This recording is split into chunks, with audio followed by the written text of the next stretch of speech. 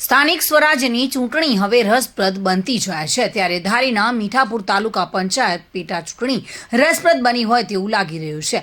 ધારી તાલુકા પંચાયતની ડુંગરી મીઠાપુર સીટ પર કોંગ્રેસ ભાજપ ઉમેદવાર મેદાને ઉતર્યા છે।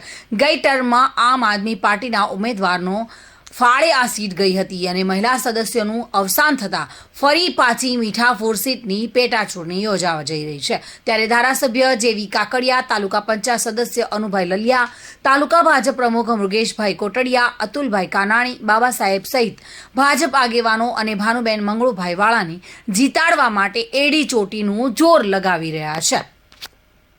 થઈ એવા ઉમેદવાર તમને મંગળુભાઈ જ્યારે આપ્યા છે ત્યારે આપ સૌને અમે વિનંતી કરવા માટે આવ્યા છીએ કે મંગળુભાઈને તમે જંગી બહુમતીથી ચૂંટી અને મોકલો તો આપણા વિસ્તારનું જે 2 ટર્મથી કામ નથી ત્યાં આ વિસ્તારના વધારેમાં વધારે કામ થાય એના માટે અમે પ્રયાસો કરીએ।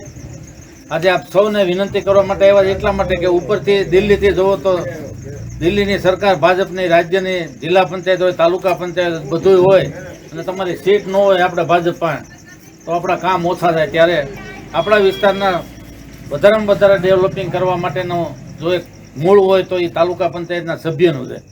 આ તાલુકા પંચાયતના સભ્યને તમે અહીંથી ચૂંટીને મોકલો અને આપણા વિસ્તારના સારામાં સારા કામ થાય એના માટે એ પણ પ્રયાસો કરવાના છે। ત્યારે એના ભાગરૂપે અમે સૌ તમને વિનંતી કરવા માટે આવ્યા છે। આવતી 16 તારીખે 2 નંબરનું ક્રમનું જે નિશાન છે કમળ યાદ રાખવાનું છે નિશાન। એ કમળ ઉપર બટન દબાવીને આપ મંગળુભાઈના મિસિસ ઊભા છે ભનુબેન મંગળુભાઈ વાળા એને તમે વિજય બનાવો એવી સૌને જાહેરમાં। સંજય વાળા સાથે bureau report, today Gujarati news. આ સમાચાર આપને કેવા લાગ્યા?